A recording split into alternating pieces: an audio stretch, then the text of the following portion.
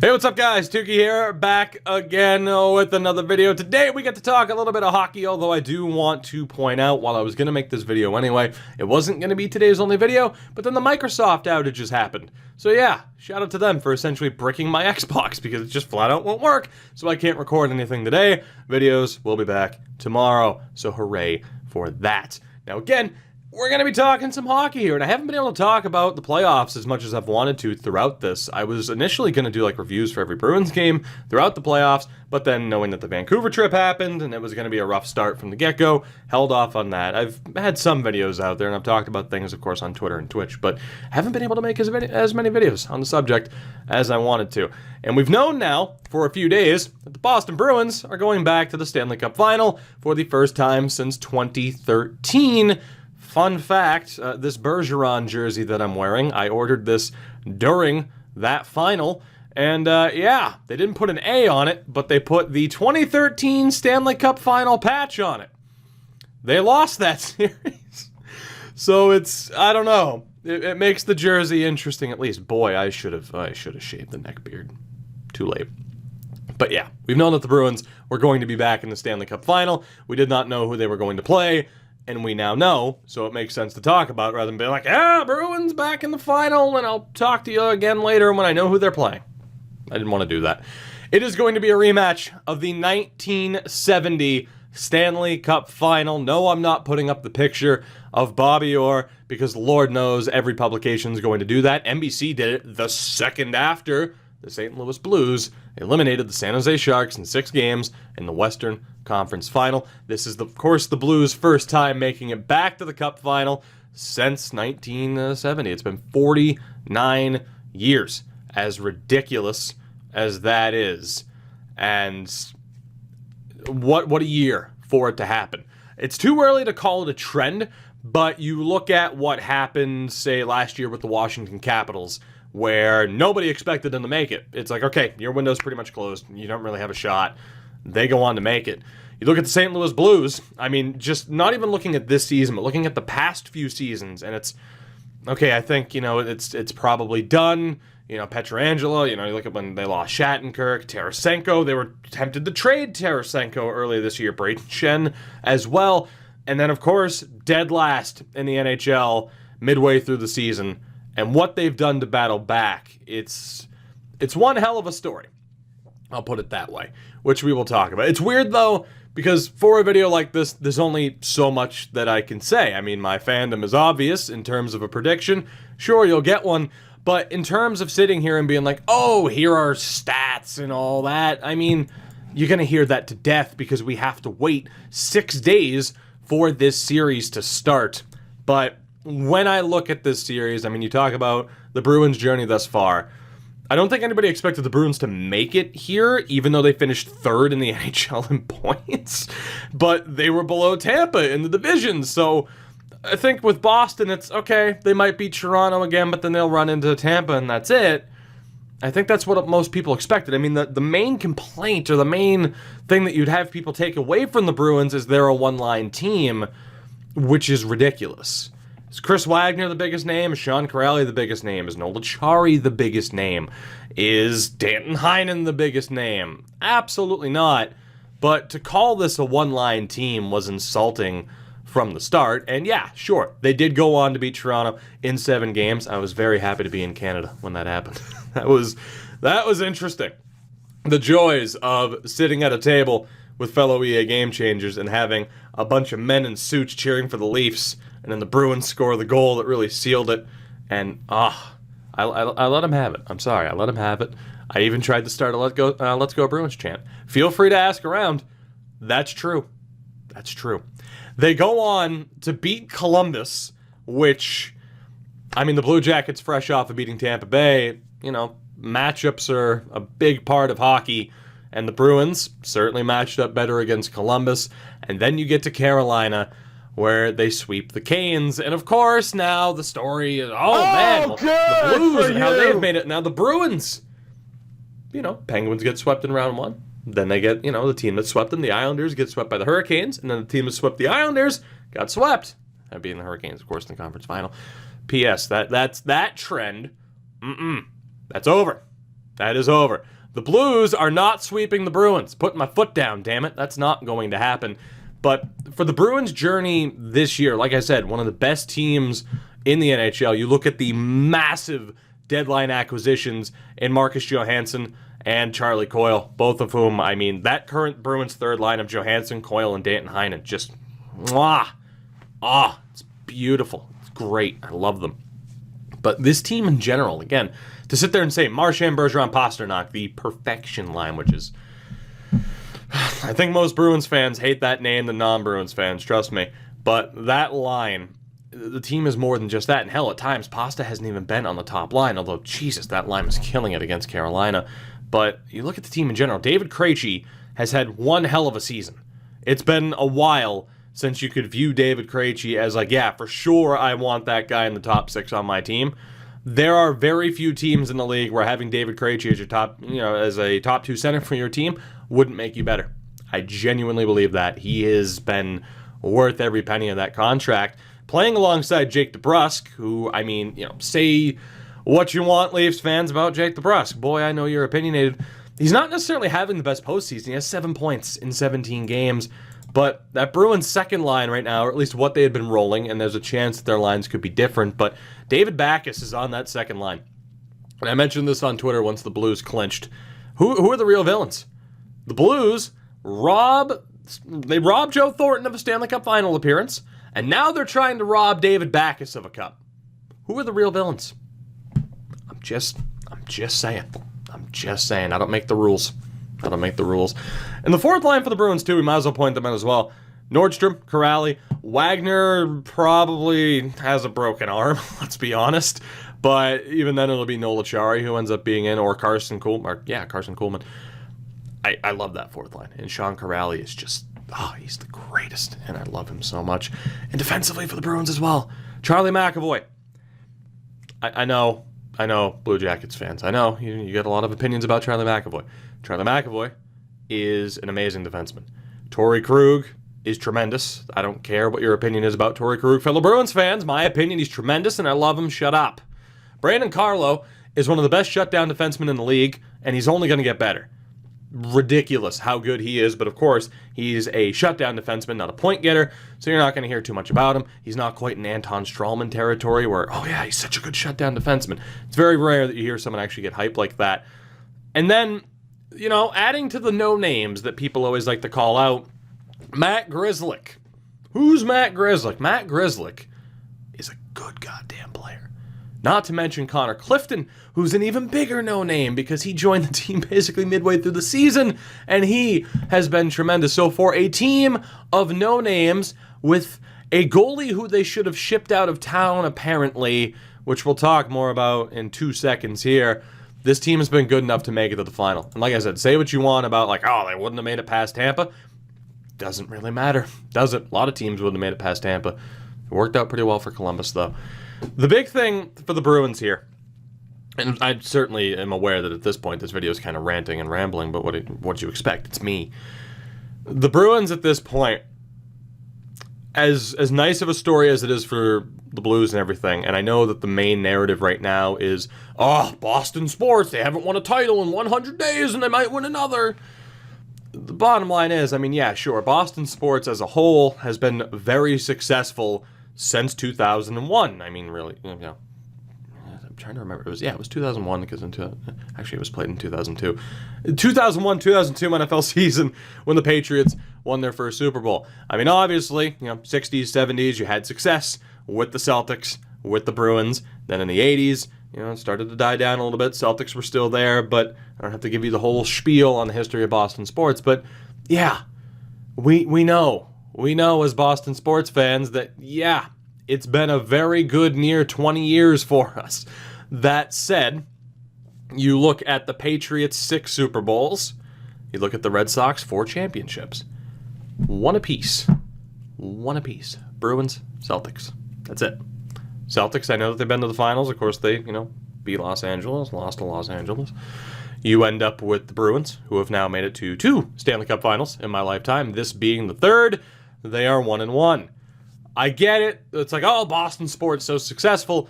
At the end of the day, the Bruins, they've certainly been successful as compared to a team like St. Louis, but it's not as if, like, I get it if you view the Boston sports team as the evil empire, and that's fine, and as a Bruins fan, I will fully embrace that, because why the hell not? Why wouldn't I?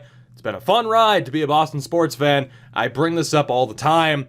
My grandfather, diehard Sox fan, never saw them win. I've seen them win 4 times. I've seen six goddamn Super Bowl wins. Like, what am I going to do? Complain about this? But if people want to view it as, the evil empire and conquer the evil empire, that's fine. At the end of the day, though, in terms of narratives for this Bruins team, it's a team that was overlooked for a lot of the season because of Tampa. Most of the time viewed as a one-line team.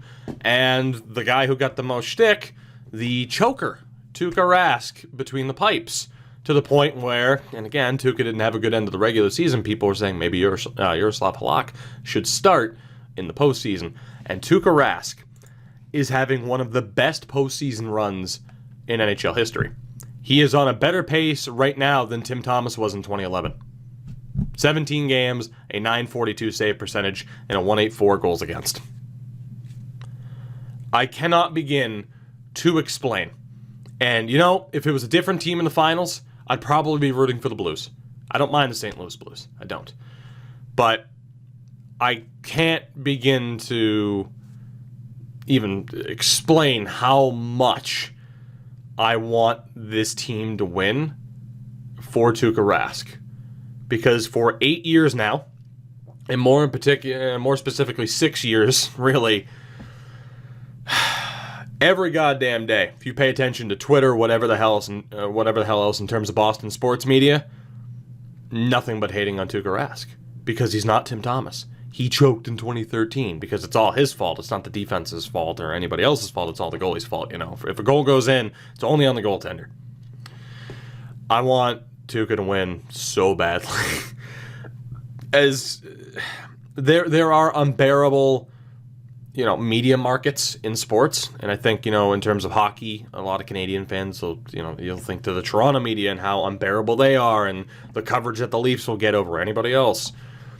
Boston sports media is the most overbearing and obnoxious, perhaps in the world. It is so bad, and when they don't like a player, they will drill that point home for years and years and years. Should have traded Tuukka, kept Martin Jones. Should trade Tuukka, you're a sloth of locks here now. Any excuse to hate on the guy. And even now, that's the worst part, is when you know that the local media for New England is just dying for the Bruins to lose so that they can hate on this guy even more. It's batshit insane to me.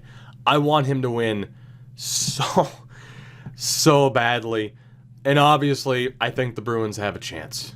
I mean, you can talk about this too, and before I get into talking about the Blues and everything, with the big thing for this postseason has been officiating. There's no doubt about that. Whether it be just really strange calls in terms of the rule book, whether it be the Timo Meier hand pass or in the Bruins Blue Jackets series where the puck hits the netting, but then it drops back down, and the second he passes it, you can't review that it hit the netting anymore. Somehow 4 officials missed that it hit the netting. But that's the way it's written. It's as insane to me as last year in the playoffs, Bruins and Lightning, when Rask loses a skate blade, but that doesn't stop play. I was pissed about the goal, and then it's like, oh, okay, that's the rule. But boy, that's a stupid rule. I think that's been the general theme throughout the entire postseason this year, is the NHL just constantly shooting itself in the foot in terms of the way rules are written, what's reviewable, and then the officiating in general. We've seen at least 2 officiating crews be told essentially, hey, go home, we're not using you anymore. Obviously, the hand pass group and Sharks Vegas Game 7. There have been so many moments, and obviously, if you're a Sharks fan, you're more often than not very, very upset with the officiating from that series. And of course, Blues fans will counter with the fucking hand pass, and then you get into the debate over cheap shots and head shots. That's been the theme, though. And just in general, when it comes to officiating, that's how it works. If you lost, part of you is gonna be like, well, the refs. And I know as a Bruins fan, I get it. Trust me, I know that they're, as far as Brad Marchand, I know. Charlie McAvoy's headshot, I know. I know. Jake DeBrusk and the way he and Kadri were getting into it throughout, up until Kadri's suspension. I know. But for me, I'm not sitting here saying like, I'm going to sit here and complain about the refs. Like, just, it's been too widespread of a problem for anybody to sit there and think like my team's getting screwed exclusively. That's not the case. The officiating in the league is just a shit show. So at the end of the day, yeah, if you lose a series, you're going to be like, oh, the fucking refs. But that's just the way the league is right now, as unfortunate as it is. And at the very least, I mean, hey, apparently two of the dirtiest teams in the league are about to compete in the Stanley Cup final. So someone's going to be unhappy, right? But again, point being, to sit there and be like, the officiating has been just such a shit show. And I'm trying to get back to my original point here, and damn it, I refuse to make a jump cut. It's fine. I think you get the point. Officiating is a shit show. People are going to blame officiating no matter what. Will officiating dictate what happens here? Or will a poorly written rule dictate what happens in this cup final? Maybe, but that's just kind of how it goes. Which brings me to talking about the Blues. And it's weird, too, because obviously there are so many points that I want to bring up, but there's a lot of points you're going to be hearing a lot about, a lot of things I've already talked about. But when it comes to the Bruins, I have faith in this team. Injuries or not, I mean, again, mentioned Wagner's out. Chara right now is a little bit banged up. Someone like Kevin Miller's not going to be able to play, which is a shame. I mean, he might be back, but that physical presence, it's going to be a very physical series. And that, kind of brings into what the officiating is with, will there be cheap shots and all this shit? At the end of the day, it's just a part of it. But then you look at the Blues, and like I said, it's one of those things where, how much you should talk about it. But I'm not going to sit here and bang on about the fact that, they were in last place, and now all of a sudden they made it to the Stanley Cup final. I talked about how that window was closed. I mean, you're going to hear everybody mention that, and rightfully so. But I talked about how, they were viewed, their window was viewed as closed. Brayden Schenn was apparently being shopped. Tarasenko was being shopped. Talks about Pietrangelo. It was a ridiculous low for this team early on, but it's not as if everyone thought they were that bad. They were just so drastically underperforming that it's not surprising that they were a playoff team. But if you were to say, the St. Louis Blues are finally going to make it to the Cup final, you're going to be like, is Jake Allen going to do it? That's the thing. Jake Allen didn't. Jordan Binnington has. And it's so weird to know that Jordan Binnington went from being on the Providence Bruins last year and, I gotta be honest, being lights out. He had a .926 in 28 games, which for the AHL is outrageous. But he's another further example of someone where, he's turning 26 years old in July. So it obviously takes goaltenders a little bit longer to develop. You're not often going to have a Carter Hart who can step in and do a relatively good job at such a young age, which is why, say the Vancouver Canucks, caught so much slack for, slotting in Mikey DiPietro for no reason earlier this year. Bad move, by the way. But to see Binnington go from, again, the .926 last year, he had a .927 in the AHL, gets called up to the NHL, post a .927 in 32 games, almost single-handedly, I want to say, turning this team around. And it's an outrageous story. It really is. And it's so tough to be on the other side of that and having to root against it. At least last year in the Cup final, it was like, either Washington wins in their first year or Ovi gets a cup. So as a neutral, I'm kind of happy regardless. I'm certainly not going to be happy if my team loses, but I do recognize, the comeback that's happened here with Berube as coach and just the ridiculous turnaround knowing that the Blues are fighting for their first cup. And people give the Blues slack, of course, early on for losing 3 straight Stanley Cup finals when they first started, but there was nothing they could do. If you look at the structure of the playoffs initially, it was original 6 division, everybody else division. So the Blues are the best of the everybody else division, but then you just get slaughtered by the original 6 team. That's just what happened. And sure, they have wasted some great teams in the past. You look at some players that have been on that team, guys like Chris Pronger, who could never make it. And this is the team to finally do it. And obviously, as a Bruins fan, confidence in my team. If you want the prediction, I'm saying Bruins in 5 because I have faith in my team, and I think they can get to Jordan Binnington. But if you were to sit here and say, it turns out the Blues are going to win in 6, I wouldn't be surprised. They're a damn good team. The lines are ridiculous. You look at what Jaden Schwartz is doing this postseason. Freaking 16 points in 19 games. It's ridiculous. One of the first players, I think, since 2011? Was it 2011 or like 2014 or something like that, who has 2 hat tricks in the same postseason. No, it was Johan Franzén. That's who it was. I think it was in 2008 or 9, maybe 2010. But think about that. And how long Johan Franzen's been out of the league, unfortunately due to injuries, but think about how long Johan Franzen's been out of the league. That is ridiculous. Vladimir Tarasenko is heating up at the perfect time, the absolutely perfect time. You look at guys like, Sammy Blais only played 8 games this postseason. He split time with Fabry. But the emergence of Robert Thomas, Patrick Maroon going back home this season and what he's brought to that team. And, of course, the talks of the fourth line with Barbashev, Sundqvist, and Steen. I respect that fourth line. I think everybody does. It's... The defense is ridiculous, too. Edmondson Pietrangelo, the reemergence of Jay Bouwmeester after he finally got back to 100%. You look at someone like Vince Dunn and what he's continued to turn into. Do the best teams opt to make it to the Stanley Cup Final? No, but you certainly can't call either of these two teams bad. That's the thing. It could go either way. Obviously, though, I hope it goes one way over the other. It didn't set into me that the Bruins were in the Cup Final until the Blues clinched their spot. That's when it finally felt real. Because I've talked about this before. As a Bruins fan growing up, 2008, they lose to Montreal. 2009, they lose to Carolina. 2010, reverse swept by Philly. At that point, I'm just like, Jesus, am I ever going to see this team win? Then 2011 happens. 2012 happens. They win the President's Trophy. They lose to some unknown goalie named Brayden Holtby in the first round. 2013, they make it back to the Cup Final. They lose to Chicago in the way they did. And then they sucked for a couple of years. You botch a draft.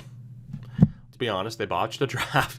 You end up with Jake DeBrusk, but Zaboral and Senyshyn, you botch a draft, you become a bit of a laughingstock for that. The Sagan trade happens, Hamilton goes.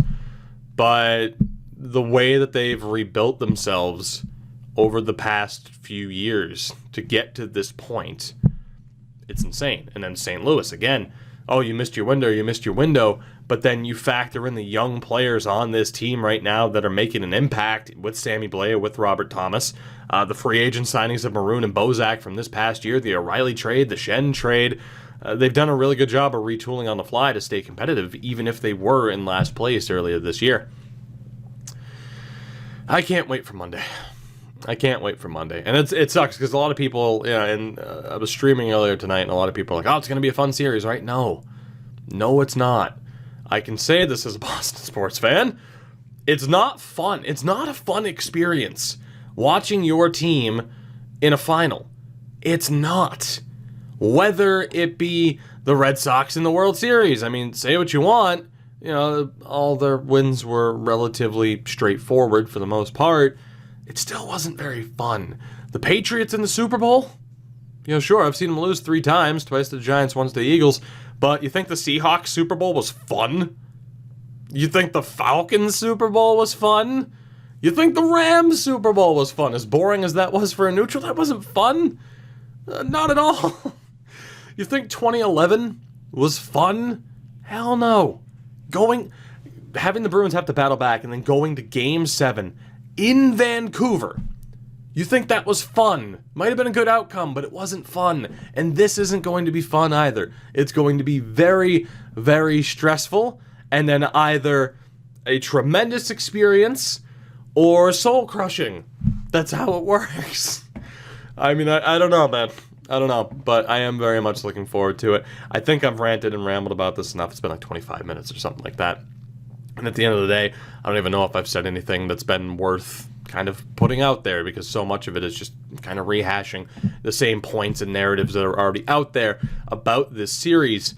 But it is interesting, though. The Blues finally make it back to a Cup Final 49 years later to face the team that they last faced in the final. Again, I'm going Bruins in 5.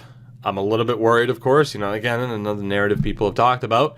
The Bruins haven't played. They've had that extra bit of time off. The good thing is that I see here about the 6-day break is that, sure, the Bruins are going to have time off, but That's, the effect that people see as a negative, like, oh, they've had too much time off. At the end of the day, the Blues are going to have had 6 days off at least.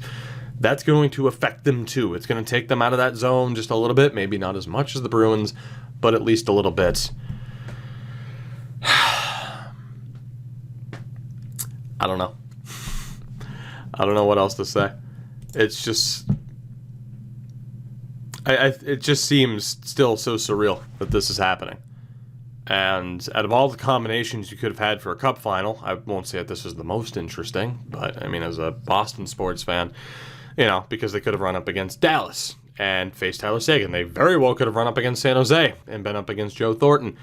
At the very least, the Blues do have to, as I said, play their former captain. But for the Bruins to beat the Leafs again, to beat the Giant Slayers in Columbus, and then to sweep Carolina, and then that ridiculous run. And then for the Blues to have beaten Winnipeg, you beat Dallas and San Jose, a murderer's row of teams, even if, people would call your lineup a murderer's row for, whatever. But again, officiating, that is what it is. I think people need to come to accept that. It's just not in a good spot. I think that's the one point I'm really stuck on, that, right now, before I end this. It's just, in terms of officiating, it's bad. That pretty much sums up the playoffs, I think, at the end of the day. The officiating and the rules and the standards, not great. I think we're going to end things for now, though. Again, this will be the only video up for today. I might do recaps after every game. We'll see. I mean, I'm never going to be able to have the big Steve Dangle-esque recaps because I wouldn't know how to format it. And, of course, he wouldn't want to necessarily be a cheap copy of it. But what is there to say? Bruins and Blues in the Stanley Cup Final. That could have been the video right there. The past 5 seconds. Let me know what you think. I'm certain I know who you're rooting for. It's either you're a Bruins fan or you're very much not. And hell, I've had Blackhawks fans say, I'm kind of rooting for the Blues on this one because fuck the Bruins, which blows my mind. Like, if it was, say, oh God, what would be the best comparison? If it was Vancouver against Toronto, even then, that doesn't work. Who do I hate out of the Western Conference? That's the issue. Like, I can't imagine that as a Blackhawks fan being like, yeah, I kind of want the Blues to win. Like, that'd be me as a Bruins fan being like, yeah, I kind of want the Habs to win. No! I don't want the Habs to win. The only reason I want Steve Dangle to win, the only reason I want the Steve Dangle Toronto Maple Leafs to win. The only reason I want the Leafs to win is to see Steve Dangle's reaction to it, which would be kind of funny, and just how many people dislike him and the Leafs, and I just think it's hilarious. I love the guy. This is going to be a very stressful 2 weeks. I will see you guys next time. Hopefully Microsoft gets this shit together so that we can get a Hurricanes episode out there soon. God damn.